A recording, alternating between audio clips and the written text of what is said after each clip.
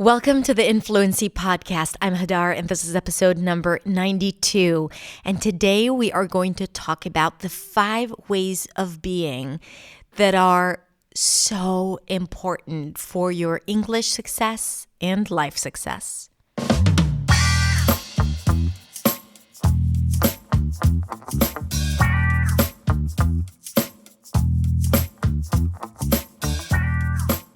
Hey everyone, thank you so much for tuning in for another episode of the Influency Podcast. I am so incredibly happy that you are here with me.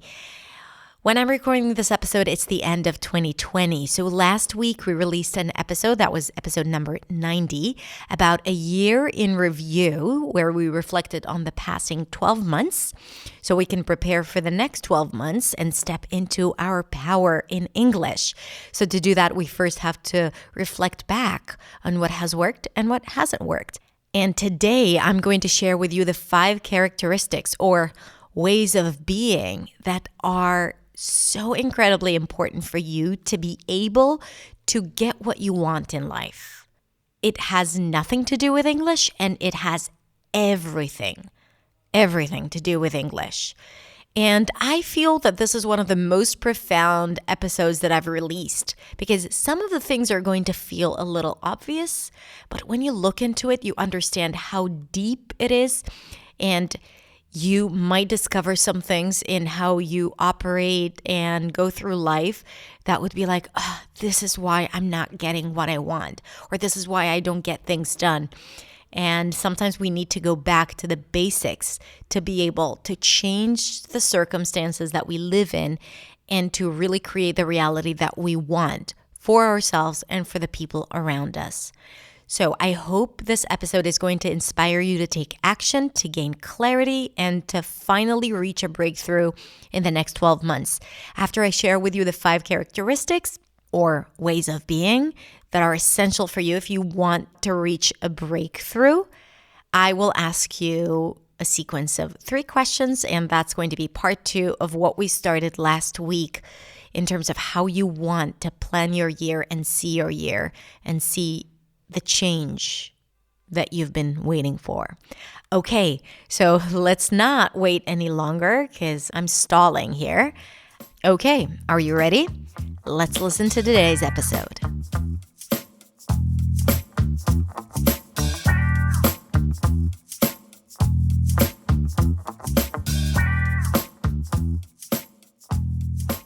Hey everyone, it's Hadar. Thank you so much for joining me. Today, I'm going to share with you the 5 ways of being that are the secret to your success in English and in life.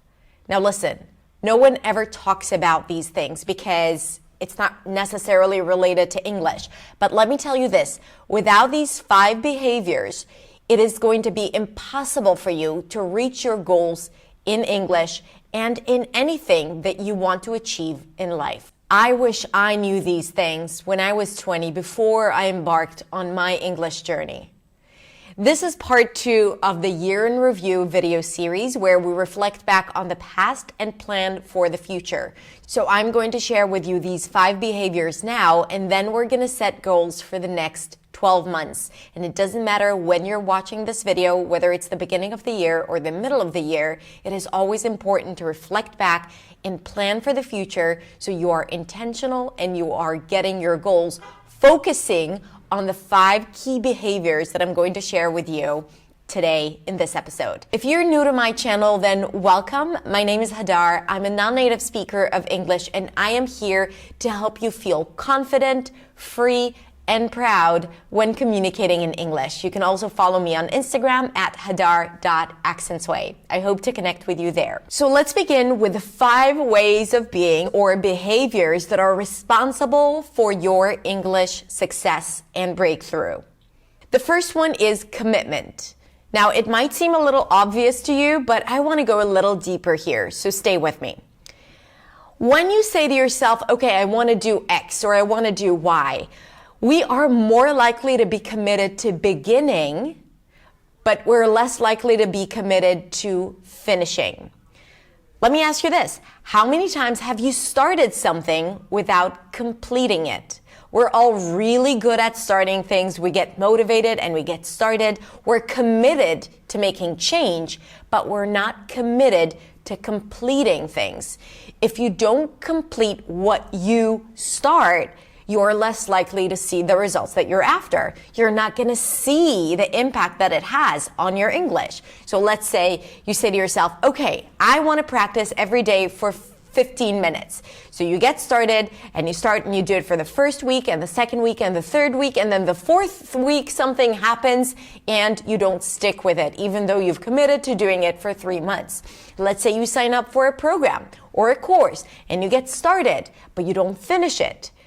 If you don't finish something, how will you see the results, right? I mean, it's always great to start new things, the next shiny object, right? Oh, this is a good thing for me, or I should do this, I should do that. And then you keep getting distracted from where you're at and you keep doing different things because it all looks better than what you're doing right now. But here's the truth. If you keep starting new things, you're never completing them. And if you're never completing them, how will you ever be able to see the results? So in the next 12 months, I want to ask you to stay committed to your English success and English journey and your fluency, and commit to finishing more than to starting. The next one is responsibility. Now, I'm going to share a little bit of tough love, which means I'm saying things that are not going to be easy to hear, but I'm doing it out of love because I know it's going to help you. Okay? Responsibility means that whatever you're seeing right now in your life, wherever you're at in your English journey, is your responsibility. It's a result of either your behavior, the actions that you decided to take or not to take, and the way you think about yourself in English. A lot of times I see people telling me all these stories about, I didn't have this and I didn't have that, and this is happening to me and that is happening to me, and it's all valid. And again, I'm recording this at the end of 2020, so this has been a very challenging year in terms of, staying committed and doing the work. But I'm not just talking about this year. I'm talking about in general, when people think about why their English is not where they want it to be. I hear things like, my first language makes it impossible. I did not learn in school. I don't have a lot of opportunities to practice. So all of these things, they're true, but they're not the reason why you're not where you want to be. Because if you can see people who share the same experience, yet they were able to reach a fluency and English breakthrough, then it means that it's not about these facts, it's about what you decided to do about it. And whether or not you realize that you have the power to take responsibility and to change those circumstances, or to change how you react to those circumstances or respond to those circumstances. Because if something happens, okay, I don't have a lot of opportunities to speak with people, and you surrender to it, then you're not taking responsibility of the situation, and you're telling yourself, okay, there's nothing I can do. But if you do something about it, you find people online, you ask your friends to talk to you in English, whatever that is, you are taking responsibility of the situation and creating the right circumstances for you to succeed. That's what responsibility means. Responsibility means that if you are afraid to communicate in English, you have to understand that you have limitations and limiting beliefs that are holding you back. And unless you tackle those limitations, it's going to be very hard for you to break through.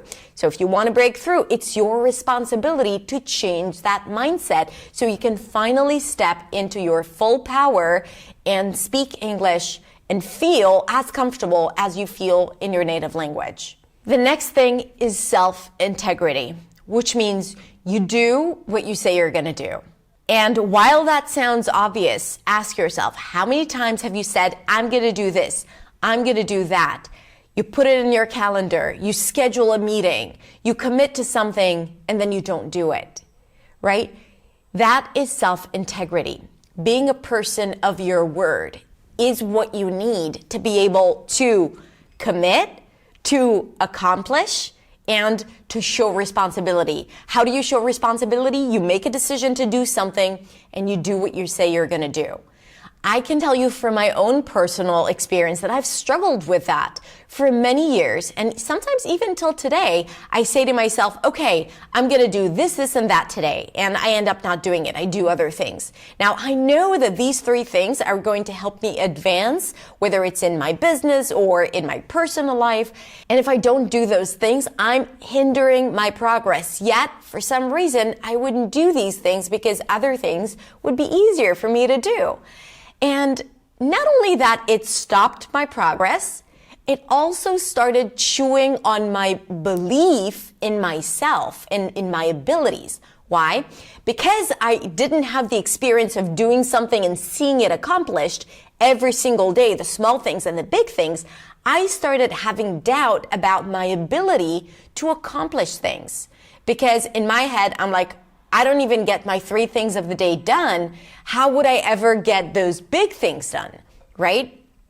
So for you to be able to reach that big goal, you have to be able to reach the small goals every single day. If you say that you're going to practice for 10 days and you don't do it, then you believe that you're not a person of your word. You believe that you're not going to follow through. So how would you believe that the big things are possible for you?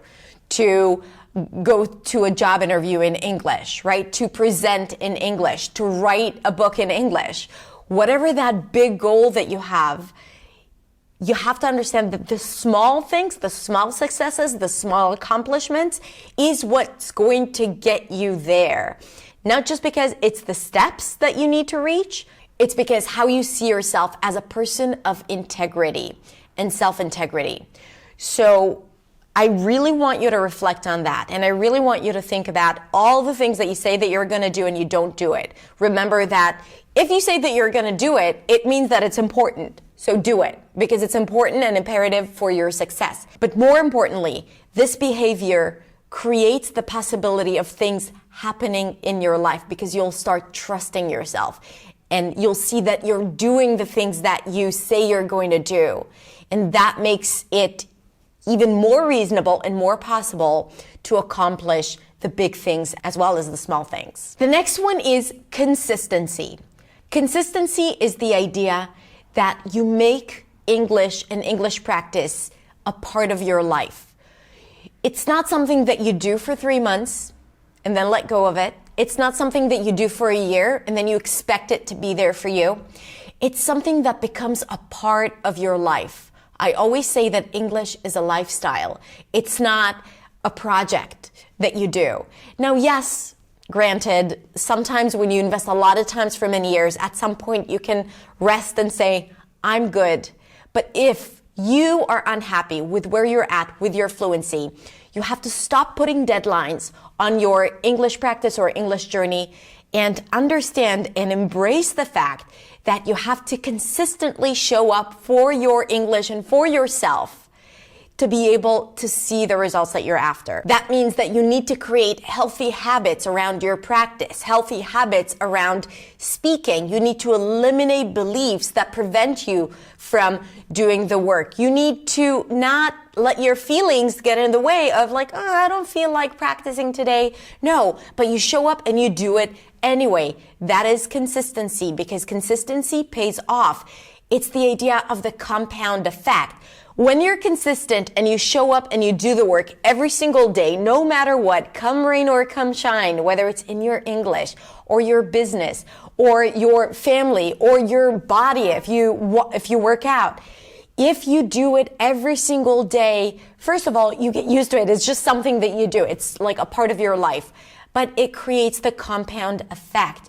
You won't see a huge result from yesterday to today, but if you keep showing up, at some point in the future, you will look back and say, oh my goodness, I can't believe how far I've come simply by doing the work every single day. Consistency, showing up every day, responsibility, taking ownership of your life and your English. Self-integrity, you do what you say you're going to do, and commitment. Commit to finishing and not just to starting, and commit to your journey and to your success, because otherwise no one's going to do that for you. And that leads me to the last thing, which is giving yourself grace.